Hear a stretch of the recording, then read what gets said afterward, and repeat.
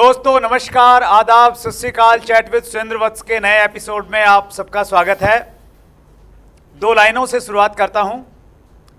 देखी गई ना मुझसे अंधेरों की सरकसी, सरकसी बोलते हैं अत्याचार को, जुल्म को। देखी गई ना मुझसे अंधेरों की सरकसी, फिर बन के आफताब निकलना पड़ा मुझे। और ऐसे ही एक आफताब आज हमारे मेहमान हैं, जिनसे ये देखे न गया कि डायरेक्ट सेलिंग में सक्सेस का रेट बहुत कम है। ये सक्सेस रेट बढ़ना चाहिए और वो एक बड़े मिशन के साथ में जुट गए। पिछले दिनों भी हमने उनको आमंत्रित किया था और उनके एपिसोड को आपने बहुत सराहा, बहुत प्यार दिया। आज फिर हमारे मेहमान हैं digital network marketing coach Lalit Arora ji और मेरे बहुत अच्छे दोस्त। ललित जी, आपका एक बार फिर चैट विद सुरेंद्र वत्स में स्वागत है। Thank you so much, thank you so much, thank you. आपके प्रति जो लोगों ने लिखा है कमेंट्स, वो खत्म होने का नाम नहीं ले रहे हैं। कुछ मैं पढ़ के सुनाता हूँ। जी जी। अखिलेश शर्मा ने लिखा है, wow king is back. Oh my God sir, मैं एक सिपाही भी नहीं हूँ अभी नेटवर्क मार्केटिंग इंडस्ट्री का। अखिलेश भाई, ये किंग शब्द बहुत बड़ा है। हम सब बस स्टूडेंट बन के रहें, इतना काफ़ी है। That's great sir. वो आपकी ये जो हम्बलनेस है ना सर, ये राजाओं में ही हो सकती है। अरे सर पवन मौर्य लिखते हैं, कम्युनिकेशन स्किल के मास्टर पधार रहे हैं। युवा छत्तीसगढ़ टीम ने लिखा है, मिनिमम 1 आवर का एपिसोड बनाना सर। धर्मेंद्र राजपूत ने लिखा है, सुपर डुपर सेशन होने वाला है। अमन तिवारी लिख रहे हैं, शेर आ रहे हैं। किशोर गुरु लिख रहे हैं, ललित सर प्रैक्टिकल महागुरु हैं। और विजन स्मार्ट ने लिखा है, सर मुझे इसी दिन का इंतजार था। So nice of you. मैं सच में बताऊं दोस्तों, मैं खुद कई बार ऊपर वाले से पूछता हूं कि हे भगवान, क्या मैं इस लायक हूं कि मुझे लोगों का इतना प्यार मिल रहा है। बहुत बहुत शुक्रिया आप लोगों का। और मैं कोशिश करूंगा आज के इस सेशन में मैं आप लोगों की उम्मीदों पर खरा उतरूं। नहीं, मैं ये पूछना चाहता हूं ललित जी, क्या देते हो आप लोगों को जो इतना प्यार करते हैं?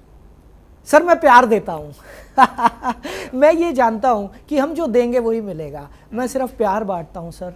मैं कोशिश करता हूं कि जो मैं हूं वो ही मैं दिखाऊं, मैं कुछ भी आर्टिफिशियल ना दिखाऊं। बस सिर्फ इतनी सी बात है। That's great. पिछली बार जब हम लोग मिले जी, तो मुझे अजय शर्मा का कमेंट याद है कि ललित सर, मुझे आप जैसा ऑनेस्ट लीडर आज तक नहीं देखा। तो वो बहुत गहराई है उस चीज़ में सर। शुरुआत करते हैं सर आज के इंटरव्यू की। और चूँकि आप 24 साल से डायरेक्ट सेलिंग का हिस्सा हैं, आपने actively as a direct seller, as a leader आपने काम किया और अभी आप डिजिटल नेटवर्क मार्केटिंग कोच की भूमिका में बहुत अच्छा काम कर रहे हैं। 2031 में आप इंडियन डायरेक्ट सेलिंग को कहाँ देखते हैं? वत्स साहब, आपने कमाल की चीज़ पूछ ली है। मेरे पास बड़े सारे ईमेल आते हैं, ललित जी हमारे इलाके में लोग नेटवर्क मार्केटिंग का नाम सुन के भाग जाते हैं, फ़ोन नहीं उठाते, फ़ोन उठाना बंद कर देते हैं। हम क्या करें, हम क्या करें, हमारे इलाके में सैचुरेशन हो चुका है। दोस्तों, मैं आप लोगों को बता देना चाहता हूं, आने वाला समय रोबोट्स का है। जैसे हम आज से 1980-90 में सुनते थे ना, कंप्यूटर आने वाले हैं, तो भारत में लोग कहते थे कंप्यूटर की जरूरत क्या है, भारत में तो पब्लिक इतनी है। आज कौन सी ऐसी जेब है जिसमें कंप्यूटर नहीं है? जो मैं घर नहीं कह रहा, मैं जेब कह रहा हूं। जेब क्या घड़ी में आ गया सर? घड़ी में आ गया, राइट। सो आज मैं आपको इस इंटरव्यू में इस कुर्सी पर बैठकर आज मैं आपके सामने ये बात दोहरा रहा हूं कि आने वाला समय रोबोट्स का है। कारें ऐसी आ चुकी हैं जिसमें ड्राइवर की जरूरत नहीं है। आज के समय में भारत में ऐसे बैंक बन चुके हैं जिसमें एक भी आदमी नहीं है। सब कुछ ऑटोमेटिक, सब कुछ ऑटोमेटिक। भाई साहब, जब सब कुछ ऑटोमेटिक हो गया, सब कुछ डिजिटल हो गया, सब कुछ रोबोट्स करने लग जाएंगे आने वाले समय में। विदेशों में रेस्टोरेंट्स में रोबोट्स आपको खाना सर्व कर रहे हैं, रेस्टोरेंट में रोबोट्स खाना बना रहे हैं। भाई साहब, इंसान करेगा क्या? वत्स साहब, इंसान करेगा क्या? मैं सच बता रहा हूं दोस्तों, मेरी बात को लिख लेना और 2031 में इस वीडियो को देखना। जितनी नौकरियां आज है ना, उसकी 10% रहने वाली हैं। हर काम रोबोट करने वाला है। और जब हर काम रोबोट करेगा तो इंसान क्या करेगा? इंसान करेगा नेटवर्क मार्केटिंग। जी हां, मैंने बहुत दिमाग लगाया। रोबोट नेटवर्क मार्केटिंग कर नहीं पाएगा सर। क्यों नहीं कर पाएगा? इसके लिए स्किल्स चाहिए, इसके लिए सामने वाले को पढ़ना पड़ता है, इसके लिए उसको समझाना पड़ता है। ये सारे काम रोबोट नहीं कर पाएगा। रोबोट गाड़ियां चला लेगा, बर्तन धो लेगा, खाना बना लेगा। सो 2031 और आने वाला भविष्य नेटवर्क मार्केटिंग का है, ये मेरी सोच है। That's great, wonderful sir. तो बिल्कुल कॉन्फिडेंस के साथ में, विजन के साथ में डटे रहें जी। That's great. अगला प्रश्न है, बड़ा सेंसिटिव सा प्रश्न है। चूंकि आपके पास में 24 साल का तजर्बा है ललित जी, और आपने चीज़ों को अलग अलग जगह पे खड़े होकर देखा है। नेटवर्क मार्केटिंग बिजनेस में हम लोग बातचीत करते हैं कि ये जनरेशन्स का बिजनेस है, और आप एक अच्छी कंपनी चूज़ करो और फिर उसमें काम करो। पिछले दिनों हमने देखने को मिला कि बड़े बड़े लीडर्स इन द सेंस कि जो स्पेशली सोशल मीडिया पे बहुत एक्टिव रहते हैं, तो उनको बड़ा लीडर इसलिए मान लिया जाता है क्योंकि वो लोग देख रहे हैं उसको, लोग देख रहे हैं, राइट, और उसको आइडियल भी मानने लग जाते हैं। और जब ऐसे लोग कंपनी चेंज कर लेते हैं जी, और कंपनी चेंज करने के पीछे फिर कहानियाँ कुछ ना कुछ सुनने को मिलती हैं, तो ऐसे कंपनी बदलना को आप सही मानते हैं? जी और सर, अगर सही नहीं मानते हैं तो क्यों नहीं मानते हैं? सर 2 चीजें हैं इसमें सर, सबसे पहली चीज तो हम सभी लोग IBA हैं, IBA independent business associate, right, हम सब फ्रीलांसर हैं, हमारा कोई कॉन्ट्रैक्ट तो साइन नहीं है। पहली चीज, अगर मैं लीगल देखूं, राइट, लीगल देखूं तो ठीक है, हम IBA, हम कहीं भी काम करें। भारत सरकार की गाइडलाइन कहती है एक आदमी कहीं भी काम कर सकता है, वी आर IBS। तो एथिक, अगर हम लीगल देखें तो कानून हमें अलाउ करता है कि आप कंपनी बदल सकते हैं। दूसरी चीज, अब यहां पर होता क्या है, जैसे मैं था सर, मैं जिस पिछली कंपनी में था, मैं 17 साल चिल्ला चिल्ला कर स्टेज पर बोलता रहा, यही कंपनी मेरी मां है, यही कंपनी मेरा बाप है। और जब मैंने वो कंपनी छोड़ दी तो लोगों ने फेसबुक पे लिखा, तूने तो अपना बाप बदल लिया, तूने तो अपनी मां बदल ली। और मैं कह रहा था ये बात तो ठीक लिख रहा है। वजह क्या है कि जब हम लोग किसी एक ब्रांड को प्रमोट करते हैं, किसी एक कंपनी को प्रमोट करते हैं, तो हम इतना डूब जाते हैं, इतना उतर जाते हैं कि उस कंपनी के नाम के साथ हमारा नाम ऐसे जोड़ दिया जाता है। True, true. और ऐसे में जब सीनियर लीडर को कोई दिक्कत, देखिए 2 तरह के लीडर होते हैं, एक वो जिनको कोई प्रॉब्लम आई, अच्छा उस लेवल पर जाकर प्रॉब्लम क्या आती है वत्स साहब, उस लेवल पे जाके 2-3 ही प्रॉब्लम आती हैं। पहला तो लीडर का ईगो इतना बड़ा हो जाता है, उसको लगता है मैनेजमेंट भैया हर चीज में मुझे पूछे। मेरे साथ भी ये हुआ था, टू बी वेरी ऑनेस्ट, मेरा भी ईगो बहुत बड़ा हो गया था कि हाँ अब कुछ भी डिसीजन होना चाहिए तो ललित अरोड़ा से पूछ के होना चाहिए, ललित अरोड़ा बड़ा लीडर है, राइट। पहली चीज ये, राइट। दूसरी चीज ये कि कई लोगों को ये लगने लग जाता है कि मेरे को इस कंपनी में जितना पे आउट मिल रहा है मेरी वर्थ इससे ज्यादा है। है कि नहीं सर? जितने लोग नौकरियां बदलते हैं वो क्यों बदलते हैं? आज मुझे इस नौकरी में 10,000 मिल रहा है, मुझे दूसरी नौकरी में 25,000 मिल रहा है, मैं उस नौकरी को छोड़ दूंगा। तो भाई हम भी तो इंसान है, नेटवर्क मार्केटिंग के लीडर भी तो इंसान है। अगर उसको कहीं से ज्यादा पैसा मिल रहा है, उसने कंपनी बदल ली, तो बुराई क्या है? कोई बुराई नहीं है। लेकिन प्रॉब्लम एक है, प्रॉब्लम हमने खुद अपने लिए क्रिएट की जब हम स्टेज पे खड़े होकर ये कस्में खाते हैं कि यही कंपनी मेरा भविष्य है, यही कंपनी सब कुछ है और मेरी अगली पीढ़ियां भी इस कंपनी में काम करेंगी, और उसके बाद मैं उस कंपनी को छोड़ देता हूं तो लोगों का दिल टूटता है। तीसरा पहलू इसका, जी, कंपनी बदलने में बुराई नहीं है साहब। आज हम और आप भाई हैं, भाइयों में भी तो झगड़े होते हैं, भाइयों की भी तो रसोइयां अलग होती हैं। तो जब भाइयों की रसोइयां अलग हो सकती हैं तो नेटवर्क मार्केटिंग के लीडर की रसोई अलग क्यों नहीं हो सकती? हो सकती है सर, बिल्कुल हो सकती है। उसको कोई प्रॉब्लम आई मैनेजमेंट से, उसको कहीं कोई प्रॉब्लम आई, जैसे मुझे एक प्रॉब्लम आई, मैंने बताया, बाद में मैंने सोचा मेरी ही गलती है, मैंने तो एक्सेप्ट कर लिया, वो कंपनी बहुत बढ़िया थी, राइट, एंड इट्स ओके। लेकिन आज के युग में, अब आज के पिछले 4-5 साल की बात बताता हूं नेटवर्क मार्केटिंग में। सर आप भी पुराने जमाने के जेलर हैं, आपने मुझे पिछले इंटरव्यू में बोला था, तो मैं भी पिछले पुराने जमाने का सिपाही हूं सर। हमारे जमाने में ये सब नहीं होता था। आजकल क्या होता है, हाँ जी वत्स साहब कितनी टीम है? वत्स साहब ने बोला भाई 5 लाख। बोलो वत्स साहब कितना पैसा लेते हो? वत्स साहब आप बताना, हमारे जमाने में मंडी लगती थी क्या?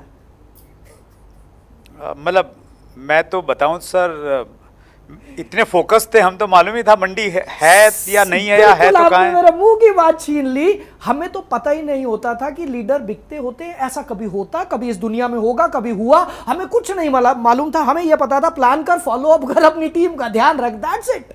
आज के युग में आप, आज पिछले 3-4 सालों से मैं देख रहा हूं कि कोई भी लीडर का फोन आता है, हाँ जी भाई साहब आपकी कितनी टीम है? जी मेरी 10,000 की टीम है। कितना पैसा लेगा बोल? बोलियां लग रही हैं साहब। और जब कोई सीनियर लीडर ऐसा करता है तो जनता का दिल टूटता है। क्यों? मैं कमेंट पढ़ रहा था, कितने लोगों ने मेरे बारे में लिखा, ललित अरोड़ा ये ललित, अरे ललित अरोड़ा तो कुछ भी नहीं है भाई, लेकिन आप इमोशनली जुड़ जाते हैं। और सर मैं सच बताऊं, हम लोग जो हैं और आपकी इस कुर्सी पर जितने लोग बैठे हैं सर, वो सेलिब्रिटी से कम नहीं है। लोग उनको फॉलो करते हैं सर। और जब हम सेलिब्रिटी बन जाते हैं ना, हमें अपने आचार विचार, अपने व्यवहार, अपने आचरण पर पूरा नियंत्रण रखना होगा सर। आज जो ललित अरोड़ा खड़ा होकर भाषण दे रहा है, ये करो और लोग फॉलो कर रहे हैं, और वही ललित अरोड़ा कल को पता चले चोरी करता हुआ पकड़ा गया एक बैंक में लोगों का दिल टूट जाएगा। तो ये समस्या इसलिए आती है जब लीडर पैसे के लालच में कंपनियां बदलते हैं। तो मैं ये सिर्फ यही कहूंगा, अगर कोई प्रॉब्लम है कंपनी बदलने में कोई दिक्कत नहीं है, लेकिन हाँ पैसे के लालच में अगर कोई कंपनी बदल रहा है, वो आदमी कभी टिकेगा ही नहीं। दूसरी कंपनी में भी इस चीज की गारंटी है, राइट। क्योंकि इस चीज की क्या गारंटी है वत्स साहब कि तीसरी कंपनी और ज्यादा पैसा नहीं देगी। ट्रू, बिल्कुल सही है। और उसमें भी एक बड़ी प्रॉब्लम क्या है सर, सोशल मीडिया के युग में आदमी फिर वीडियो बनाता है कि मैंने फला कंपनी क्यों छोड़ दी, और फला कंपनी में मैं क्यों चला गया। तो उससे कहीं ना कहीं मुझे लगता है कि इंडस्ट्री का एक माहौल खराब होता है, और वो सही नहीं है एक माहौल क्रिएट करने के लिए। जिस चीज के फायदे हैं उसके नुकसान भी है। राइट। तो सोशल मीडिया का आज भयंकर फायदा हम लोग उठा रहे हैं, लेकिन महाभयंकर नुकसान भी है। दैट्स ग्रेट, वंडरफुल सर, काफी क्लैरिटी आपने दी। जी सर। अगला प्रश्न मैं ले रहा हूं, डायरेक्ट सेलिंग में एक व्यक्ति अगर टॉप लेवल पे जाना चाहता है तो उसके अंदर क्या क्या गुण होने चाहिए? अरे वाह सर, ये तो बड़ा अच्छा सवाल पूछा है। देखो, टॉप लेवल पे जाने के लिए एक प्रक्रिया है।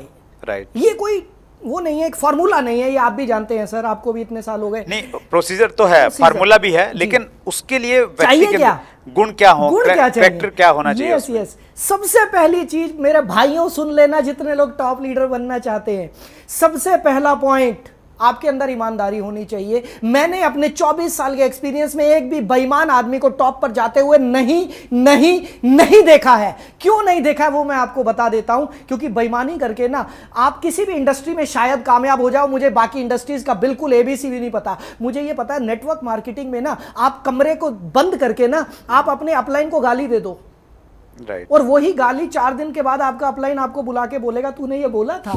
सर ये नेटवर्क मार्केटिंग है, यहां पर ईमानदारी बड़ी जरूरी है। Right. Point number 1 honesty, point number 2 egoless. एक आदमी जब नेटवर्क मार्केटिंग में आता कहता सर मुझे सिखा दो, मुझे कामयाब होना है। जब वो थोड़ा सा लाख रुपए का चेक पहुंचा, वो कहता हाँ भाई ये क्या हाल है, ऐसे ये भी तो मेरे भाई 1 लाख का चेक नेटवर्क मार्केटिंग में कुछ नहीं है, 1 करोड़ का चेक नेटवर्क मार्केटिंग में कुछ नहीं है। भारत में 10 करोड़ 20 करोड़ 100 करोड़ के भी चेक बनने वाले हैं।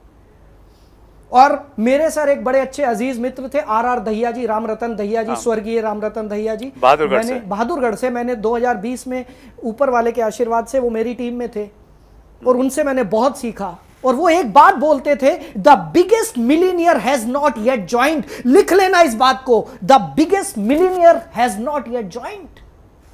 जो इस इंडस्ट्री का सबसे बड़ा करोड़पति होगा उसने अभी तक ज्वाइन भी नहीं किया है। हो सकता है वो आप हो सकता है वो आपकी टीम में कोई हो।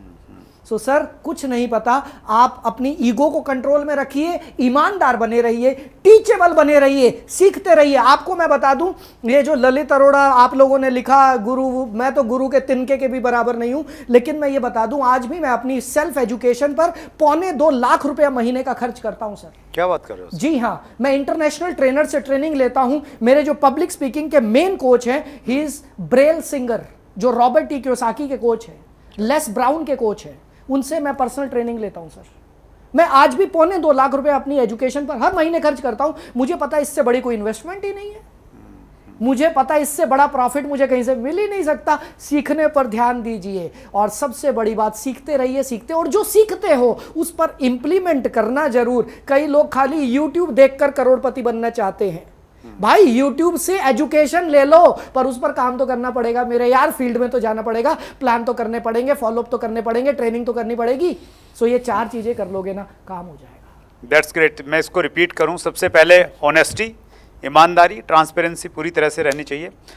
दूसरा, ईगो नहीं होना चाहिए बिल्कुल भी, और वो वाला फिलोसफी रहे, नमंती फलिनो वृक्षा नमंती गुणिनो जना। वाह, मतलब झुक जाइए, जैसे जो फलों वाले पेड़ झुक जाते हैं। क्या बात है सर। तो, इस पे एक बात याद आई, प्लीज। फलदार वृक्ष हमेशा झुके हुए रहते हैं और सूखे हुए ठूठ हमेशा अकड़े हुए रहते हैं। जब आंधी आती है तो फलदार वृक्ष कुछ फल दे देता है, और जब आंधी आती है तो सूखा हुआ ठूठ उखड़ जाता है। सो फलदार वृक्ष बने तो ज्यादा मजा आएगा। That's great. तो ये दूसरी चीज हो गई सर जी।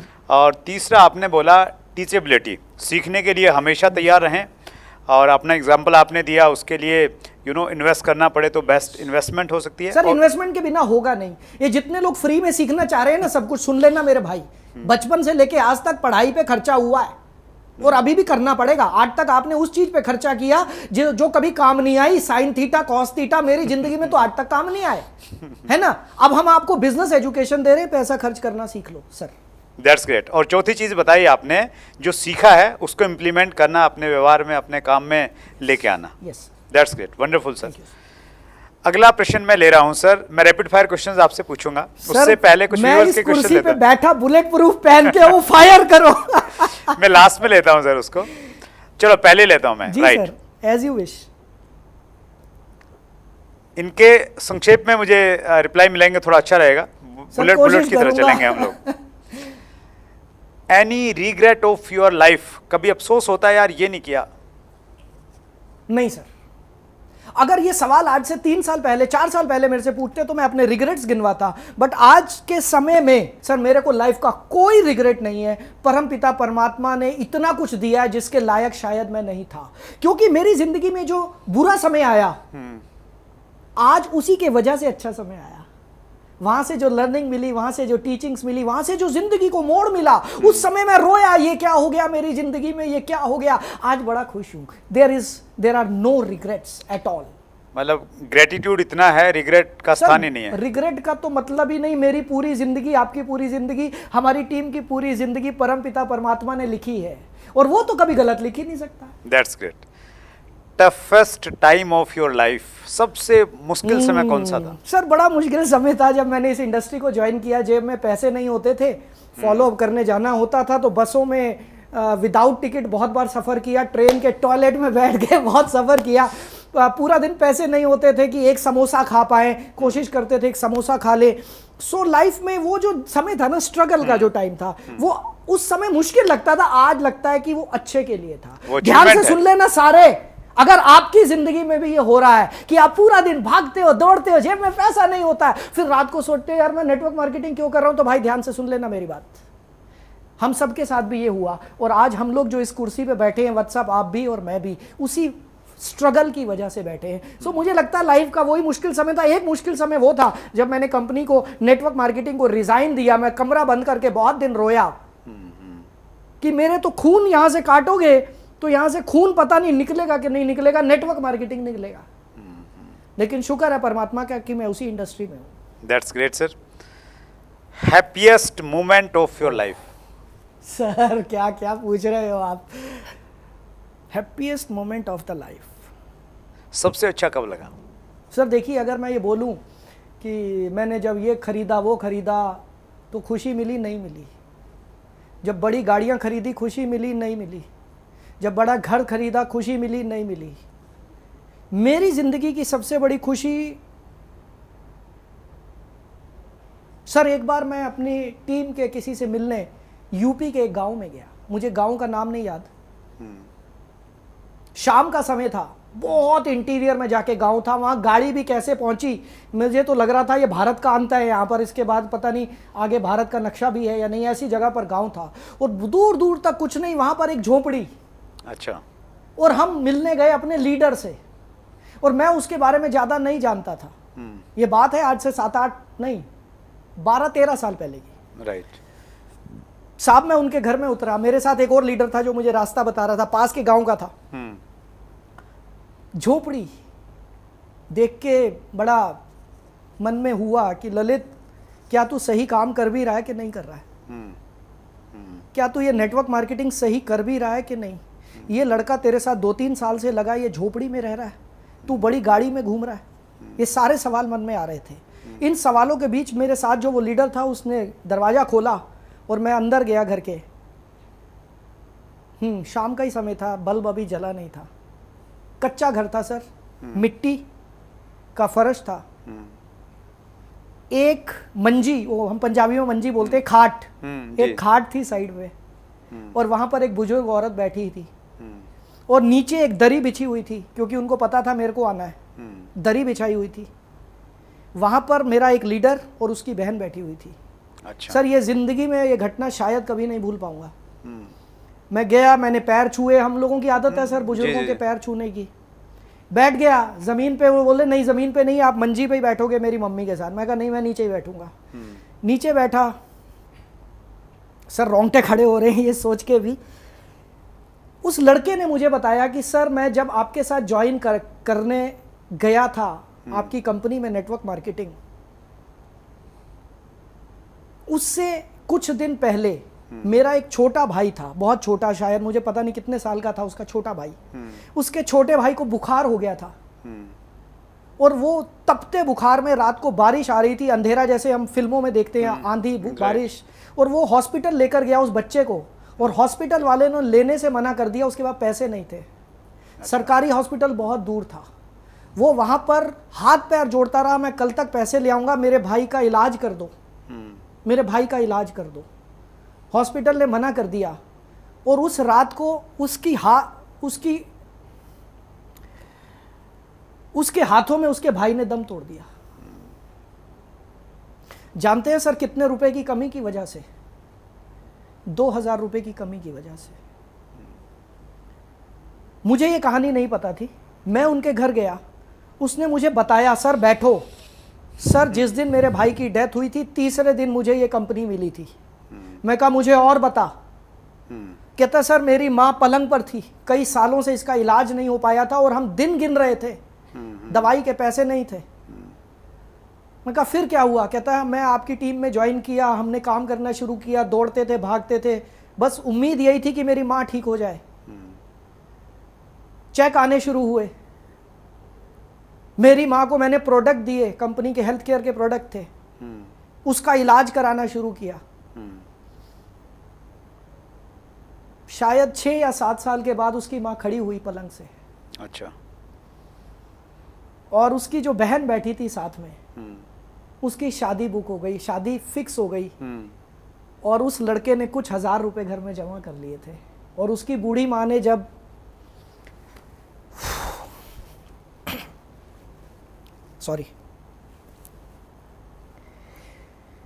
उसकी बूढ़ी माँ ने जब मेरे आगे हाथ जोड़े थे ना सर,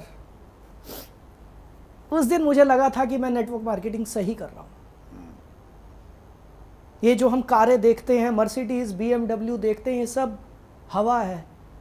असली नेटवर्क मार्केटिंग वो है जहां से किसी की जान बची। मेरी जिंदगी का सबसे खुशी वाला समय वो था सर, और ऐसी कई घटनाएं बाद में फिर हुई। एक लड़का सुसाइड करने जा रहा था सर, रेल की पटरियों से उसको हम लेकर आए थे। हाथरस का लड़का है, अगली शूटिंग में कहोगे बिठा दूंगा यहाँ पर। रेल की पटरियों से उसको लेकर आए थे, खाने के लिए रोटी नहीं थी, 7 दिन से घर में खाना नहीं बना था, 3 बहनें और माँ, पिताजी का देहांत हो चुका था। उसको हम लेकर आए, उसको नेटवर्क मार्केटिंग में लेकर आए। आज ऊपर वाले के आशीर्वाद से उसकी बहन की शादी होने जा रही है। क्या बात सर, ये है हैप्पीएस्ट मोमेंट। क्या बात है। और मेरे ख्याल से यही हमें एनर्जी देती है, ऊर्जा देती है। जी सर। 24 घंटे में से 16 घंटे काम करवा देती है। जी सर, जी sir. That's great, thank you so much Lalit sir. थोड़ा सा माहौल को हल्का करते हैं जी। Funny moment of your life. Funny moment sir बड़े सारे हैं। मैं बहुत मस्त आदमी रहा हूँ सर। मैं ऐसा आदमी रहा हूँ कि मेरे सर्कल का हर आदमी चाहता था कि ललित के साथ घूमने जाया जाए। मेरे एक दोस्त की शादी हुई थी, वो वीडियो ये देखेगा नहीं शायद, वो वीडियो कम देखता है, नरेंद्र नाम है उसका। पश्चिमपुरी में, मेरे से काफ़ी बड़ा था, तो मेरे से काफ़ी पहले शादी हो गई थी। उसकी जो वाइफ थी उसने मुझे छोटा भाई बनाया हुआ था, और वो कहती है कि मैं हनीमून पर तब जाऊंगी जब ललित साथ जाएगा। अच्छा, आप सोच सकते हैं, ये था ललित। मस्त मेरे साथ कोई बैठ गया तो सर वो चुप रह ही नहीं सकता, पूरा दिन जोक्स मस्ती, राइट। लेकिन मैं अपनी जिंदगी का एक नेटवर्क मार्केटिंग का फनीएस्ट मोमेंट आपको बताना चाहूंगा। अब भोपाल में मैं रुका हुआ था होटल में, और भोपाल से मुझे इटारसी, हाँ भोपाल से इटारसी जाना था। ट्रेन मिस हो गई, मेरा सेमिनार था इटारसी में। बस पता चला कोई देर थी या क्या था, कुछ मुझे मिला नहीं। मैं ब्लैक कलर का coat, white shirt, red colour की टाई, भाई साहब जूते वूते, अपनी आदत थी चमक के एकदम हीरो तैयार। और भाई साहब वहां से कुछ मिला नहीं मेरे को। अब सेमिनार में देर करें क्या, तो वहां पर हाईवे पर चला गया। किसी ने बोला हाईवे से बसें मिल जाएंगी, हाईवे पर कोई बस नहीं मिली, एक ट्रक को हाथ दे दिया साहब। अच्छा, जब लेट हो रहा था ट्रक को हाथ दिया, तो वो ट्रक वाले ने बोला भाई इटारसी तो ले जाएंगे, आगे जगह नहीं है, हम पूरे हैं, पीछे बैठ जाओ। मैं कहा पीछे बिठा ले यार। सर हम तो किसी भी हालात, नेटवर्कर वो है जो हर हालात में एंजॉय करना सीख ले। ये ध्यान से सुन लेना, मैं ही वो आदमी हूं जिसने ट्रेन के टॉयलेट में बैठ के 24 घंटे की यात्रा भी की थी, और मैं ही वो आदमी हूं जो चार्टेड फ्लाइट्स में भी गया और बिजनेस क्लास में भी स्विट्जरलैंड पेरिस गया। वो भी आपके साथ होगा। तो सर ट्रक में पीछे बैठ गए, और कमाल की बात वो कोयले का ट्रक था, मैंने तो देखा ही नहीं। अच्छा। अच्छा, कोयले का ट्रक में बैठ गया साहब अपनी मस्ती में। अब सेमिनार, अच्छा जुनून था, पागलपन था, भाई कैसे भी पहुंचना है, हम तो दुनिया को ट्रेनिंग देते हैं। राइट। और मैं टाइम पर नहीं पहुंचा तो भाई साहब लानत है। राइट। पहुंच गया जी, वो हवा मिट्टी धूल सब जम रही है, सब चलने दो, टाइम से पहुंच गया मैं वहां पे। अब जब मैं पहुंचा तो मेरे पास कोई शीशा तो था नहीं कि मैं दिख कैसा रहा हूं, तो शायद मैं लगभग, मेरा मुंह काला हो चुका था, हाथ पैर शर्ट वर्ट सब। और जब मैं गया, मैं वहां पर गेट, काफी भीड़ थी वहां पर बाहर, और मैंने बोला वहां पर जो लड़के खड़े थे जो टिकट चेक कर रहे थे, मैं कहा भाई साहब जाना है। बोले टिकट कहाँ है? मैं कहा यार मैं ललित अरोड़ा मेरा नाम है, मेरी ट्रेनिंग है। भाई साहब चलो पीछे चलो। अच्छा, पहचान नहीं पा रहे हैं? पहचान नहीं पा रहे लोग मेरे को। और भाई साहब मुझे 15-20 मिनट ये प्रूव करने में लग गए, रुमाल निकाला। मैं कहा यार मैं ललित अरोड़ा हूं, मुझे मुंह धुलवा दो मेरा। सो बड़ा हंसे हम लोग, बहुत हंसे। और ऐसे बड़े सारे मोमेंट्स। मतलब आपकी स्थिति वैसी होगी जैसे होली पे रंग जाते हैं ना, तो पहचान में नहीं आते बच्चे, तो फिर धोआ जाता, फिर पहचाना जाता है ये मेरे वाला है। वो तो होली होती है तो एक्सपेक्टेशन होता है कि मुंह काला ही होगा। एक नॉर्मल डे में कोई आदमी मुंह काला करके आ जाए तो थोड़ा सा, ऐसे बड़े सारे मोमेंट थे सर। Wonderful sir. व्यूअर्स के बहुत सारे क्वेश्चंस हैं, बहुत सारे तो मैं नहीं ले पाऊंगा जी सर। 2 क्वेश्चन लेता हूं। प्रसन्ना जी का प्रश्न है, ऐसे बोल के मोटिवेशन देके बड़े बड़े लेवल के लोग नीचे वालों को लूट लेते हैं। मैंने जॉब छोड़ दिया, मेरा 7 लाख ले गए। नाम क्या है भाई साहब का? प्रसन्ना। प्रसन्ना मेरे भाई, तू पास होता तो मैं गले लगा लेता। 7 लाख दे दिए? अच्छा, रिक्शे वाले को 5 रुपए देते हो? सच सच बताना प्रसन्ना, सब्जी लेने जाते हो तो आलू टमाटर के रेट कम कराते हो कि नहीं कराते हो? कराते हो। रिक्शे वाले से बार्गेनिंग करते हो। 7 लाख रुपए किसी कंपनी को दे दिए, किससे पूछ के दिए? क्या आपने कुछ चेक किया? क्या आपने उस कंपनी का प्रोफाइल चेक किया? क्या आपने उस कंपनी की लीगैलिटी चेक की? प्रसन्ना ध्यान से सुनना, तुम मेरे भाई के बराबर हो। और ये एक प्रसन्ना नहीं है सर, भारत में ऐसे लाखों प्रसन्ना है। समस्या कहां पर है कि जब इनको कोई प्लान दिखा देता है ना कि तू 7 लाख लगा और बिना काम किए 7 करोड़ तेरे आ गए, तो यही मेरा जो भाई है ना प्रसन्ना, ये हंसते हंसते अपने जेवर भी कई बार बेच देता है, अपने जमीनें भी बेच देता है और 7 लाख दे देता है, और वो उसको लगता है मैं नेटवर्क मार्केटिंग कर रहा हूं। कौन सी ऐसी नेटवर्क मार्केटिंग है भारत की जो आपसे 7 लाख ले गई? मुझे नाम बताना कमेंट में जरूर। एक भी नेटवर्क मार्केटिंग भारत की ऐसी नहीं है। समस्या यह है कि आपको पता ही नहीं है नेटवर्क मार्केटिंग होता क्या है। आपके पास कोई भी आ जाता है प्लान लेकर, आप मोटिवेट हो जाते हो, आप लालच में आ जाते हो। आपने ये नहीं लिखा कमेंट में कि मैं लालच में आ गया था क्योंकि मुझे 7 करोड़ का प्लान दिखाया गया था, क्योंकि मुझे बोला गया था नॉन वर्किंग प्लान है। ये प्रसन्ना ने नहीं लिखा।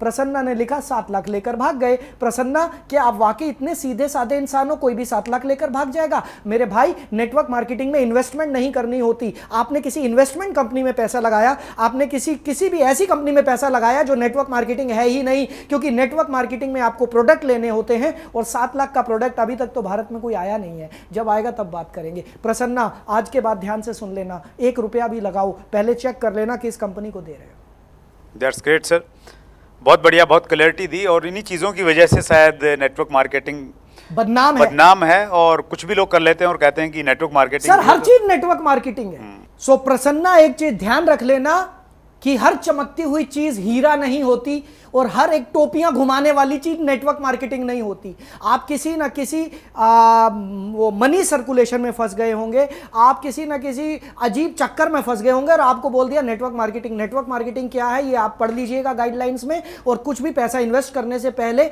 अच्छे से समझ लेना, एक्सपर्ट से पूछ लेना। ऐसे ही कहीं भी पैसा मत लगाओ यार, बहुत कीमती पैसा है यार, मेहनत से कमाया हुआ पैसा, लालच में मत आया करो यार।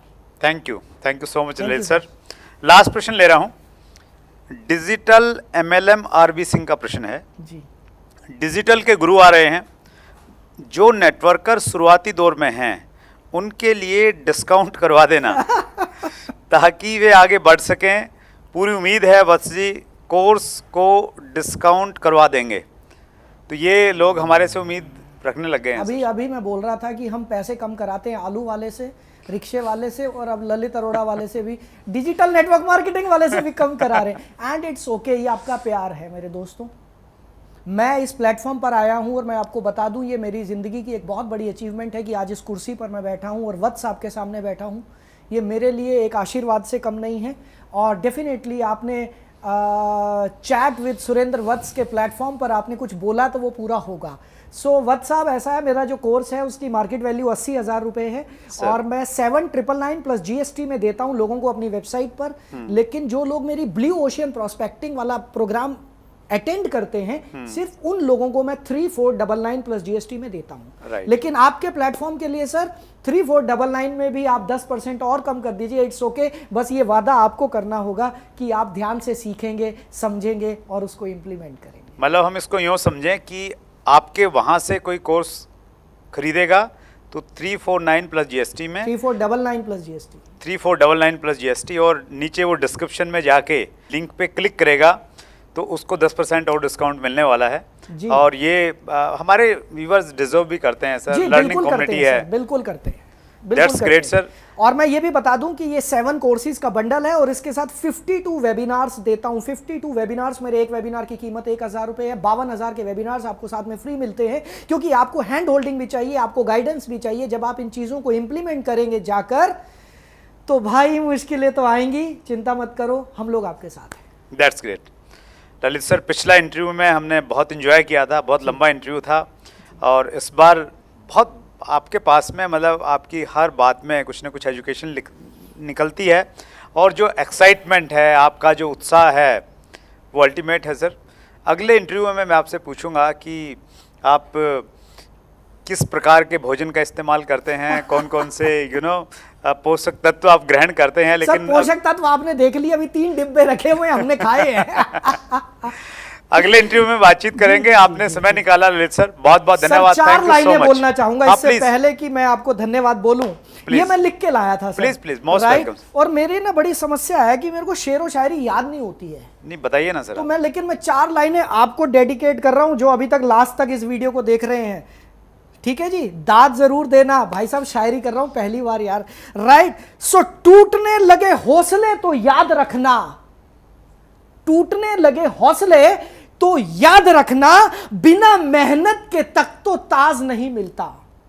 वत्स साहब, बिना मेहनत के तक तो ताज नहीं मिलता। ढूंढ लेते हैं अंधेरों में भी मंजिल अपनी, ढूंढ लेते हैं अंधेरों में भी मंजिल अपनी, क्योंकि जुगनू कभी रोशनी के मोहताज नहीं हो। क्या बात है, वंडरफुल।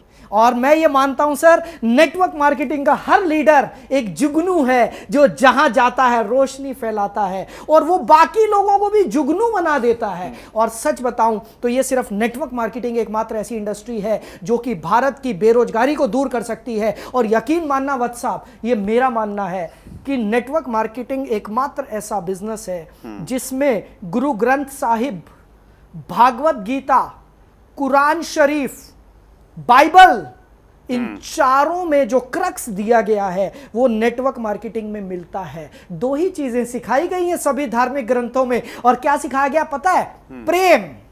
राइट। और सेवा। क्या? प्रेम और सेवा।